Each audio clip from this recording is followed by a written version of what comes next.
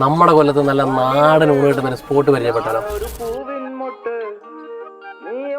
നല്ല കഴുകി വൃത്തിയാക്കിയ വാഴയിലയിൽ പച്ചടി, അവിയല്, പിന്നെ ഒരു നാരങ്ങാച്ചാറും കൂട്ടിന് രസം, സാമ്പാർ, പുളിശ്ശേരിയും.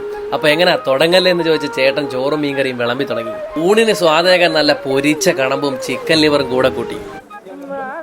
നമ്മുടെ ഈ കണമ്പ് മീന് കുറച്ചെടുത്തിട്ട് നമ്മുടെ ഈ ചോറുമായിട്ട് ഇങ്ങനെ ചേർത്ത് ഒന്ന് കുഴച്ചെടുത്ത് കഴിച്ചോട്ടെ.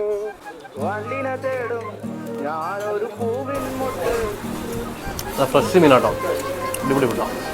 ഇത് കോഴി ലിവറാണ്. നമുക്ക് ഈ കോഴി ലിവറോട് ചേർത്തിട്ട് ഒന്ന് കഴിച്ചു നോക്കാം, എങ്ങനെ ഉണ്ടെന്ന് നോക്കാം.